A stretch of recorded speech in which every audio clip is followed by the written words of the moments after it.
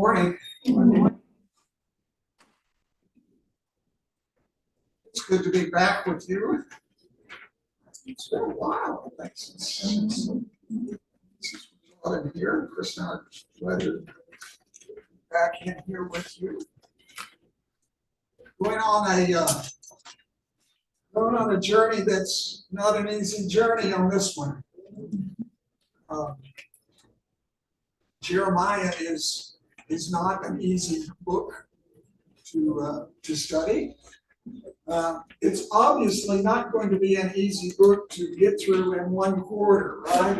If you've gone ahead and looked at Jeremiah, you will note that Jeremiah has how many chapters? 52. 52 chapters in Jeremiah. And if I do my math right, Jim, that turns out 13 a week. No, 4 a week for 13 weeks, yeah.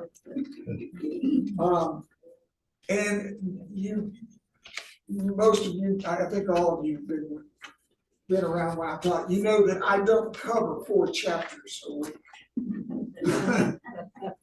And Dewey's put the prep material together, and I've taken on from it. But so what we will be doing, we'll be having you read around 4 chapters a week. All right, take you about 15-20 minutes to read them. Okay, I would encourage you to even possibly read those 4 chapters once a day during the week. Take 15 minutes out of your day. I won't promise you I'll get that done either. So, anyway, it's a suggestion. And then we'll look at sections of that. We won't look at the whole thing. For instance, next week the reading is we'll cover chapter 1 today. So the further reading next week is chapters 2 through 4. And really, what we're going to do is concentrate on chapter 2 only next week. We may hit some of the other as well, but our main concentration is going to be chapter 2. Jeremiah is it's an interesting book. It's not a book that has a chronological order. It's not a book where particular themes are, we've got all this one theme in this section. It just sort of jumps all over the place.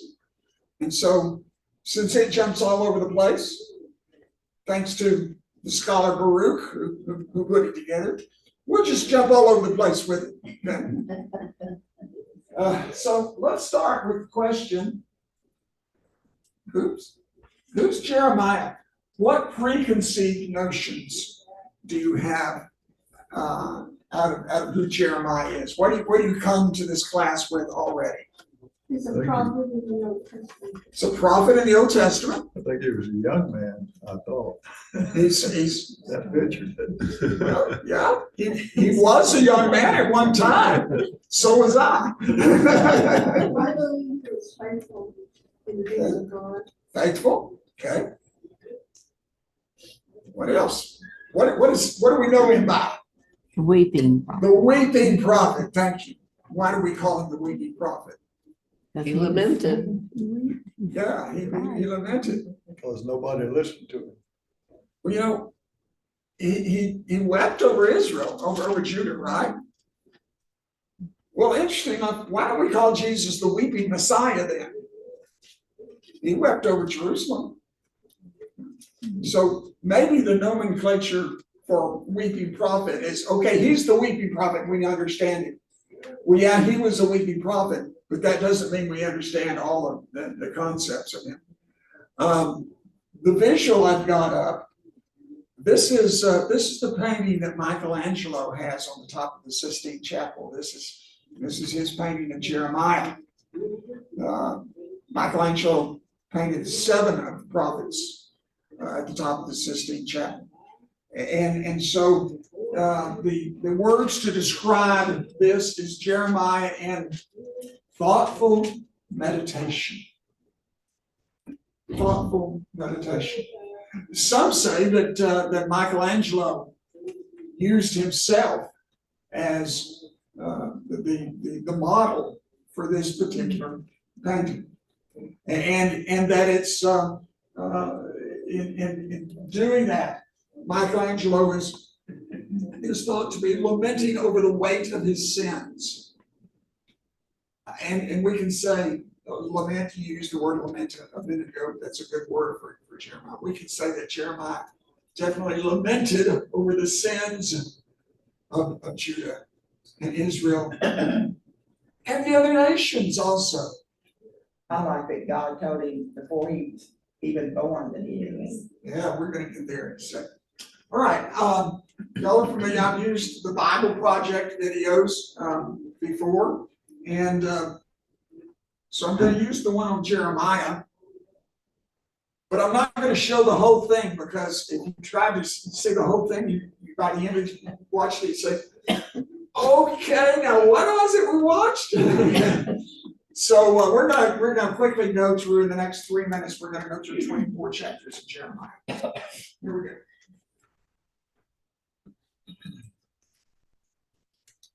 The book of the prophet Jeremiah. Jeremiah was an Israelite priest who lived and worked in Jerusalem during the final decades of the kingdom of southern Judah. He was called as a prophet to warn Israel about the severe consequences of breaking their covenant with God through their idolatry and injustice. And he even predicted that the empire of Babylon would come as God's servant to bring this judgment on Israel by destroying Jerusalem, taking the people into exile. And sadly, his words became reality. Jeremiah lived through the siege and destruction of Jerusalem and witnessed the exile personally. Now, this book came into existence in a really interesting way. Chapter 36 tells us that after 20 years of Jeremiah's preaching in Jerusalem, God called him to collect all of his sermons and poems and essays and commit them to writing, which Jeremiah did by employing a scribe named Baruch, who wrote down and compiled all of his material into a scroll. Now, Baruch also gathered lots of stories about Jeremiah, and he linked all the pieces together. And so this is why the book reads like an anthology, a collection of collections.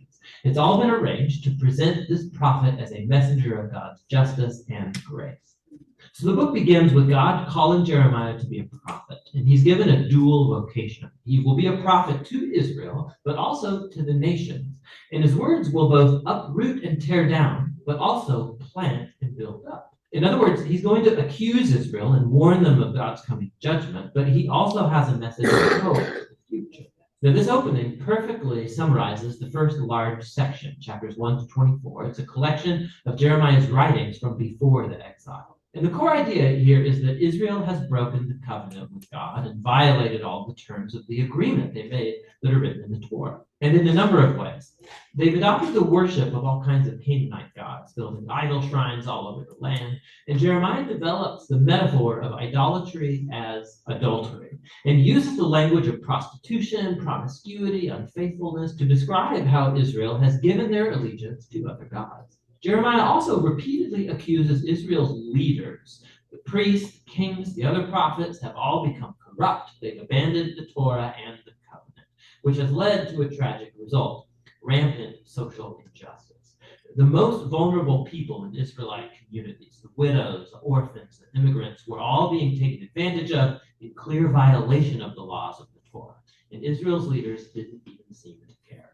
So a classic place where all of these ideas come together is in chapter 7. It's called Jeremiah's Temple Sermon. The Israelites are coming to worship their God in the temple as if everything is just fine. But outside the temple, they are worshiping other gods. And some were even adopting the horrifying Canaanite practice of child sacrifice. And so Jeremiah makes his very unpopular announcement. The God of Israel is coming in judgment. He's going to destroy his own temple and punish Israel by sending an enemy from the north. This is an army that God would allow to conquer Jerusalem. And as you read on, you discover he's talking about the great empire of Babylon. Okay, so if you're comparing notes with somebody in another class after this morning, say, hey, we covered 24 chapters. How much did y'all cover? Some of them may not have gotten through chapter 1 yet. Who knows? Who knows? Here's some descriptions concerning the book of Jeremiah. Priest, preacher, prophet, persecuted, pained, pottery molded by the hands of the potter. These are words that describe Jeremiah, who for 6 decades prepared the people of God for judgment. He was a man who felt great anguish for his own faithful people, but who resolutely spoke God's word in tragic times. Can we do the same?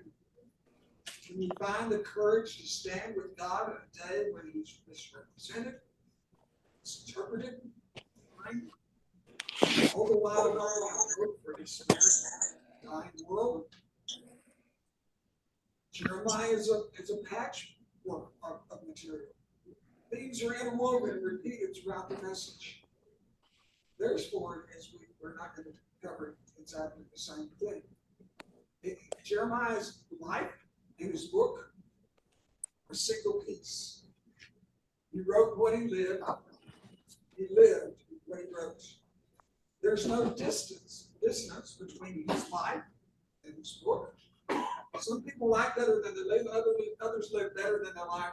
Jeremiah, writing and living, was the same Jeremiah. So, Jeremiah, what you see is what you get. Same too. The reading goes on to say, we live in disruptive times. Disagree with that? Disruptive times? Yeah, so is Jeremiah.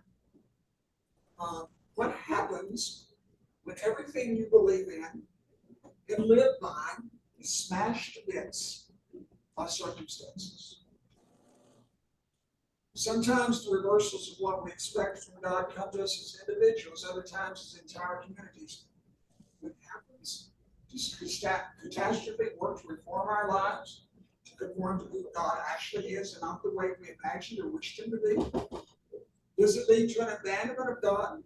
Or worse, does it trigger a stubborn grasping to the old collapsed system of belief, holding on for dear life to an illusion? Anyone who lives in disruptive times looks for companions who've been through them earlier, wanting to know how they went through it, how they made it, what it was like. Looking for a companion who's lived through catastrophic disruption, survived with grace. Biblical people, more often than not, come upon Jeremiah, see him as a true, honest, and God-revealing companion. Worst of our times. We live in disruptive times. Jeremiah lived in disruptive times. I'm not going to talk any more about disruptive times this week, or get more into some of it next week. And so the idea is, as we go through this book, we have somewhat of a blueprint in living through disruptive times. All right, so we've got our pre-known facts out of the way. That's who we think Jeremiah is. Let's see who Jeremiah says Jeremiah is. And start with verse 1 of chapter 1. Words of Jeremiah, son of Hilkiah, one of the priests at Anathoth in the territory of Benjamin.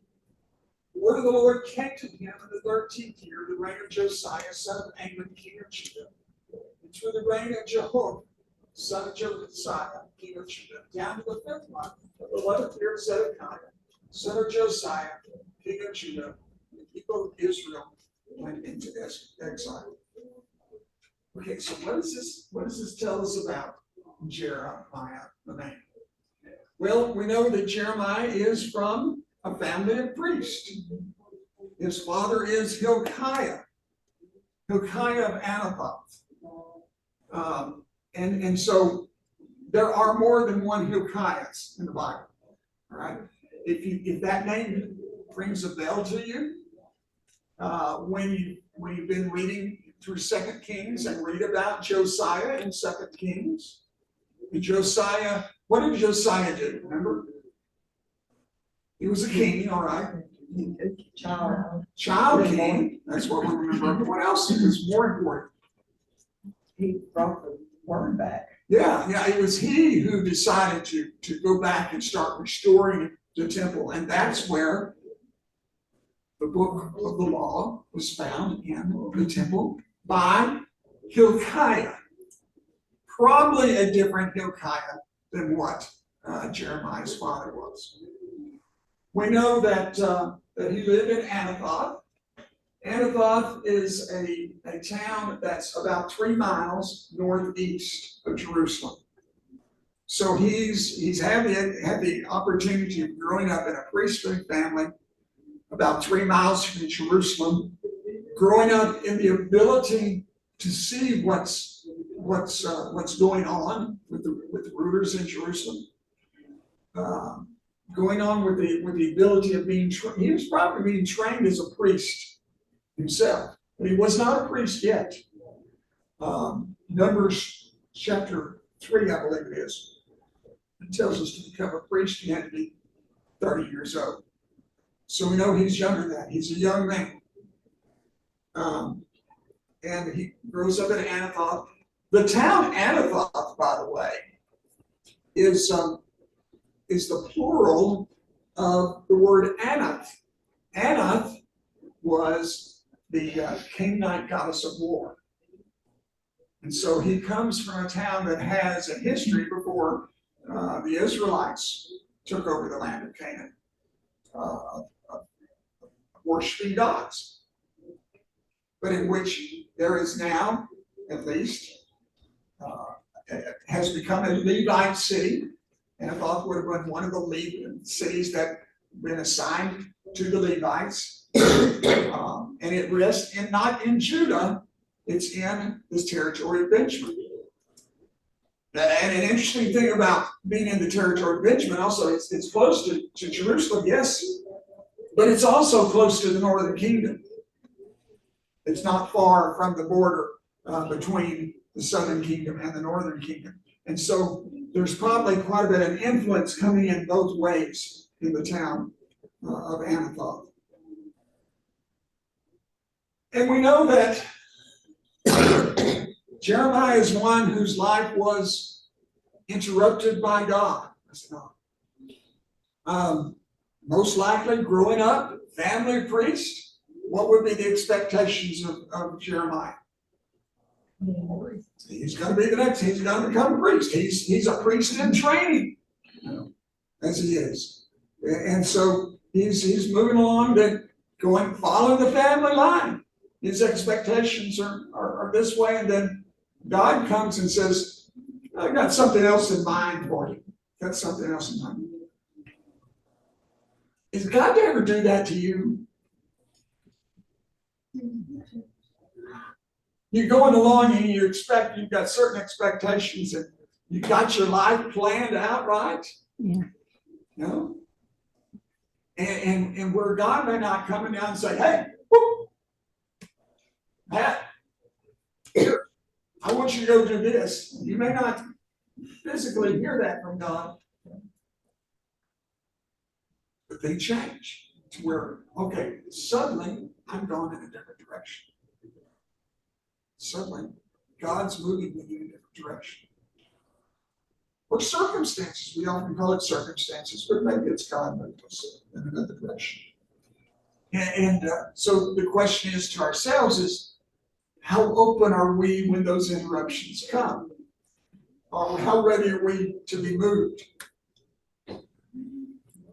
I can remember my first message when I became an education minister in Monterey. One of the first messages I said, one of the first things I said was, this was actually when I left Monterey. I said, when I came here, it was like God had nudged me off and put me in a nest. And if you're a small bird and you're born into that nest, gradually the mother bird, she does what? She takes away the nest. She makes it uncomfortable and she takes it away and pushes it out. I said, as I left Monterey, I'm a bird being pushed out into something new. I'm being given wings to fly. And so, again, we need to when God brings interruptions, we need to look and say, okay, what next, God? Here I am. Here I am.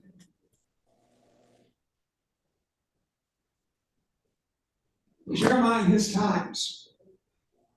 So The scripture tells us that he began his ministry in the 13th year of Josiah. So to figure out where we are, before this table, the king before this table, before Manasseh, anybody know who he was? It's hard to remember all those. He was a good king. Hezekiah, right. Hezekiah was a good king. And following him, Manasseh comes along. Now, Manasseh's got this thumbs down up here. What does that mean? He wasn't a good king. And the Lord let him be there longer than anybody. 55 years. He's a bad king and he was there for 55 years. And spread all that stuff for 55 years. Can you imagine us putting up with an administration that's bad for 55 years? So, Can you imagine us putting up with an administration that's good for 55 years? You know, I mean, he's there for 55 years. In 2 Kings 21, verse 9 says, Manasseh led them astray, so that they did more evil than the nations the Lord had destroyed before the Israelites. Under Manasseh, they became worse than the Canaanites, that God said, destroy them all, as you're coming in and taking over the land of Canaan. Under Manasseh, and it's under Manasseh that God determined to bring disaster upon Judah, just as the northern kingdoms of Israel have brought. It's under Manasseh that God determines to lead them on off into captivity. But he didn't do it right away, did it? 55 years. You're going to put up with this for 55 years. Now, following him, son Ammon. Good or bad? It says bad up there. Yeah. Get your thumbs down if you can see it. Ammon was only there for 2 years. Bible says he followed in his father's footsteps. He was so bad that his own officials assassinated him. All right, so I don't know if we've done to bad from worse, but we've certainly done from bad to bad. And then comes Josiah. Breath of fresh air, and it's like Josiah has delayed. God's made a decision, but it's like Josiah's reign has delayed God's decision. And we know that it's in the 18th year of his reign that he goes back and looks at restoring the temple. Now, when did Jeremiah start his assignment? The 13th year, so it's 5 years before that. Scholars say Jeremiah probably at the time that he gets this message was in his late teens or early 20s. Okay, we know that Josiah was 8 years old when he began to reign. His 13th year, 8 plus 13 is what? Are you sure? Okay, just check it. All right, so Josiah is 21 when Jeremiah gets this message. Jeremiah is in his late teens, early 20s. And I would say there's the possibility that these two may have somehow known each other. I mean, they're only 3 miles apart coming up. And we know that prior to Jeremiah, we had the influence of Isaiah as well. And so Jeremiah may have even learned from Isaiah. So there may have been that. And it could be he starts with his assignment in the 13th year of Josiah. The 18th year is when Josiah goes in and starts cleaning up the temple. So it could be that 5 years that Jeremiah has had some influence on Josiah. But anyway, we know that the book of the law was found. May have been the whole of Moses' writings. It may have been just the book of Deuteronomy. At least know what Deuteronomy was found. So we have, thankfully, 31 years a thumbs up. Josiah, 31 years. And then you might say, with Josiah's passing, and by the way, he's sort of killed in battle, we have the beginning of the process of God bringing judgment on Israel. We have Jehoahaz, who reigns for 3 months before he's taken captive in Egypt. And he's followed by Jehoiakim, who the Egyptians put on the throne. He reigns for 11 years. And during that time, he's shifting loyalties back and forth between Egypt and Babylon. Not between them and God, between them and each other. And he's eventually taken captive by Babylon. And he's replaced by Jehoiachin. And he's there for 3 months, and Jerusalem falls to Babylon. And then that follows with Zedekiah, and he's there for 11 years. And at the end of his reign, all of Israel except the poor go into exile. So we have the downturn. Now, Francisco says, first Judah was subject to Syria, then to Egypt, Babylon. 5 kings reigned in Jerusalem during that span. 1 was killed in battle, another taken prisoner to Egypt, 2 exiled to Babylon. The best of the big British ordered, and the end of the city was completely destroyed. We had downtown, bad times going in the territory of Judah. Right, and at that time, the call comes to Jeremiah. Jeremiah encounters God. Verse 1. The word of the Lord came to me, saying, before I formed you in the womb, I knew you. Before you were born, I set you apart. I appointed you as a prophet to the nations. Alas, sovereign Lord, I said, I do not know how to speak. I'm too young. But the Lord said to me, do not say I'm too young. You must go to everyone, and I send you to, and say whatever I command you. Do not be afraid of them, for I am with you and will rescue you, declares the Lord. And the Lord reached out his hand and touched my mouth and said to me, I put my words in your mouth. See, today I point you over the nations, kingdoms, to uproot and tear down, to destroy and to overthrow, to build and to plant. The word of the Lord came to me. What do you see, Jeremiah? I see the branch of an almond tree. And the Lord said to me, you've seen correctly, for I'm watching to see that my word is fulfilled. And the word of the Lord came to me again. What do you see? I see a pot that is boiling. I answered, it is tilting toward us from the north. The Lord said to me, from the north disaster will be poured out on all who live in the land. I'm about to summon all the peoples of the northern kingdoms, declares the Lord. Their kings will come and set up their thrones in the entrance of the gates of Jerusalem. They will come against all her surrounding walls, not against all the towns of Judah. I pronounce my judgment on my people, because their wickedness has forsaken me. They're burning incense to other gods and then worshiping what their hands have made. Get yourself ready. Stand up and say to them whatever I command you. Do not be terrified by them. I will terrify you before them. Today I have made you a fortified city, an iron pillar, and a bronze wall to stand against the whole land, against the kings of Judah, its officials, its priests, people of the land. They will fight against you, but you will not be overcome. They will not overcome you. I am with you, and will rescue you, declares the Lord. Okay, so here in the first chapter of Jeremiah, we have Jeremiah encountering God in 3 particular instances. I hope you noticed that. So let's go back and look at those in a little bit of detail. But first of all, this slide up here. Look at what God is doing here. Look at all these I formed you in the womb. I knew you before I formed you. I set you apart before you were born.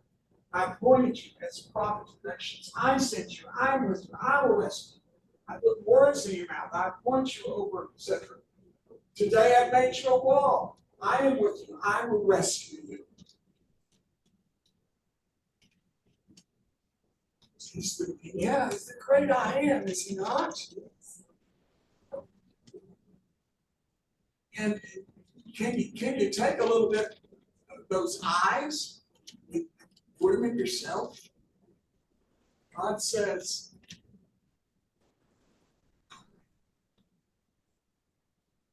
I will for you. I will do this. I will be with you. I will rescue you. I will take care of you.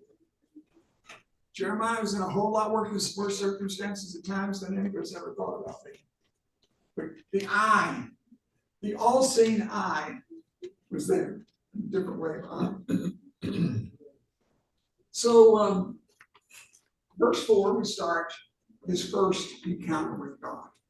God's powerful word. And it's interesting to note a contrast with how God comes to Jeremiah versus how he comes to Isaiah, how he comes to Ezekiel. If you remember, he comes with Isaiah. Go to Isaiah chapter 6, and we see Isaiah with this vision of angels. Holy, holy, holy is the Lord God. You see him, and Jeremiah is frightened and he's trembling, and we see the angel bringing a touching coal on his mouth, and that's how, and God saying, "Who shall I send?" And Isaiah says, "Send me." And that's how Isaiah is appointed. With Ezekiel, the heavens were opened, and I saw visions of God, and he sees a windstorm and 4 living creatures, and he sees this great wheel, and it's all this miraculous. And Jeremiah, it says, and the Lord came to Jeremiah. The word of the Lord came to Jeremiah. And you don't know this for sure, but it's almost like Jeremiah and God have been walking together as friends for a long time. Here, that there was already an intimate relationship between them. And also a difference between Isaiah and Jeremiah. Isaiah, God again says, "Who shall I send?" And Isaiah says, "Lord, send me, send me." Does Jeremiah say? Whoa. Jeremiah's more like Moses, isn't he? So in these first verses, we can look at the providence of God. And we can see the providential care that God had for Jeremiah. He says, you point out, before I formed you, I knew you. 2 emphases there. 1, I formed you. I'm the creator, and there's lots of creative language, creation language in the book of Jeremiah. Before I formed you. And this idea of formed is the same that we get in Genesis chapter 2, where man was formed out of the dust of the earth. Before I formed you, I knew you, Jeremiah. The word "knew" here, I'm told, is originally meant the idea of understanding. I understand you, Jeremiah. Wow. I don't understand myself at times. But I understand you, Jeremiah. Before I even formed you, before you were born, I appointed you. And it makes me wonder, before I was born, did God appoint me? Before I was born, before I was formed, did God know me? Yeah. The answer is yes. The answer is yes. And we have that appointment by God, and we know certainly that Israel was appointed to be God's people by God. And here Jeremiah is appointed to be God's messenger by God. So sometimes God appoints a community. The church is appointed to do certain things. sometimes God appoints us as individuals. And so that idea of unity and diversity, those are both important aspects. God's providence, God's call and purpose. End of verse 5, I appointed you as a prophet to the nation, right? That was it, prophet to the nation. What you said? Oh, more than one. More than one, thank you. More than one. He's appointed a prophet to the nations. Now, and while most of the book deals with him talking to Judah,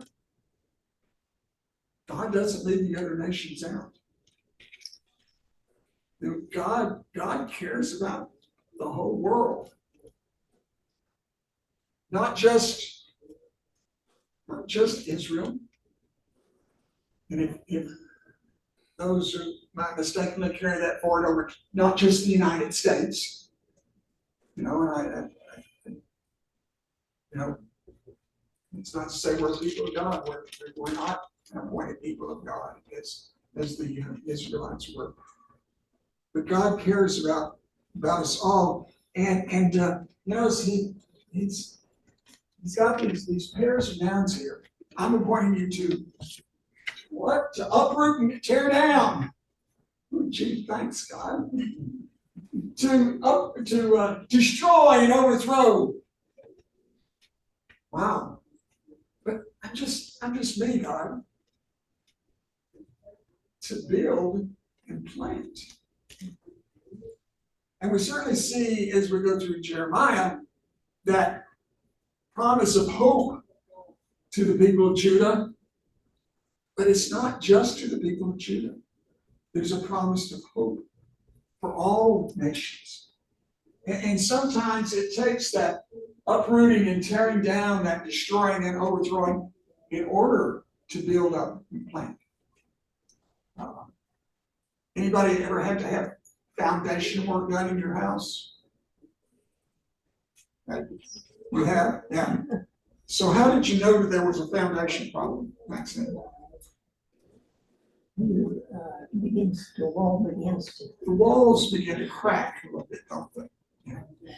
So I'm sure when the walls became askew and stuff, you just went and repaired the walls and said, forget about that other stuff. We'll just cover it over, right? No. No. You had to do some tearing down. You had to do some tearing apart before you can rebuild into something solid. Same way here. You got to tear down, you got to uproot, you got to destroy, you got to overthrow in order to build in the plan. And that's the point that Jeremiah says, oh, wait a minute, God. And he's got two excuses. Now, at least he cut in half the number Noah had. Noah had 4 excuses. He's got 2. What are they? Yeah, he can't speak. He's too young. He can't speak and he's too young. Wasn't that the same thing that Moses said as far as he can't speak? Not too young, no. Not the one too young, because he wasn't too young at that point.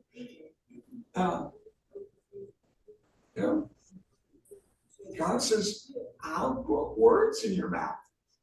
With Moses, God provided his brother to help him speak for him. But Jeremiah, I will put words in your mouth. And then he says, I'm too young. Now, if God were to appear to you today, what would you say? Too old. I'm too old. Exactly. That's exactly what I thought about. I'm too old. I think a lot of us don't feel like we can speak. Okay. Yeah. That's probably. I can't get around. There's. I will speak with my life. Speak with your life. Very good. Well, it speaks, like me, I'm Hispanic, and I'm English, and I've learned in Spanish. It's very hard to put everything together. Yeah. It's very hard to make, incorrect it everywhere. Your grammar has to be right, your English has to be right, your Spanish has to be right, there's so much you have to do. So you kind of feel like, Makes it difficult, doesn't it? uh, I got to thinking about that because, I thought to myself, okay, if God came to me, I'd say, first thing I'd say, I'm too old. What if God had come to you when you were Jeremiah's age? Would you say, I'm too young? What if God had come to you, not when you were in your teens and 20s, what if he'd come to you in your 30s? Too busy. Too busy. Yeah, I'm too young, Lord. Let me get through school, Lord. Lord, I'm raising my family. Let my kids get out of the house first, Lord, and I'm too old. Isn't that the way? Isn't that sort of the way it goes? There's never a good time for God to come to us, is there? But when God comes, when God interrupts your life, he's expecting us to be like Isaiah. Send me, Lord, send me. Send me. I don't have much, but the Lord talked about to get everything up. That we get here, everything sad. And everything that I'm looking to and stuff. Jesus had fished, he had fishermen, so he told him, come with him. Yeah. And he had nothing. Other times he said, don't take nothing with you, just come. So, and when I say to myself, am I willing to do that? God has plans and takes us, in fact, the next point is God has promises. I'm going to put the words into your mouth. I'm going to be with you. I'm going to rescue with you. And I'm thinking of Paul's message to Timothy to not let anybody despise you. I'm going to be with you. And God's power and authority. I put words in your mouth. And so it's similar to that appointment of Isaiah where he took the coals to the mouth. So that's encounter one. And then verse 11 says, and the word of the Lord came to Jeremiah. So the second encounter, as we experience God's resolve, and we have this almond tree. What do you see? I see an almond tree. Uh-huh. He sort of goes on to the wall and talks. All right, I can't even get through one chapter. So the almond tree, the word for almond tree is shoken. Word for watching is shoken, one letter difference. And so this is a play on words. God is waiting. The almond tree is the first tree to wake up from the winter. God is there, he's watching. There's that again, that all-seeing eye watching you. That song scares you not, but and so quickly encounter 3, he introduces God's judgment. So get yourself ready. Get ready. Get ready. Various translations. Get up and prepare for action. Dress yourself for work. Brace yourself. Gird your loins is what most translations put. I made you, look at the words, a fortified city, an iron pillar, a bronze wall to stand against the whole world. And the words here are both defensive in nature and offensive in nature. So I built you this fortress, but I'm ready for you to attack at the same time. And then he goes again, it ends with, I am with you and will rescue you. The eyes of God is the message for this morning. The eyes of God. I'm with you. Will rescue you. I'll give you the words. I'll give the action. I've got the plan. All you have to do is say, be God. All right, so go say that this week. 2 through 4 next week.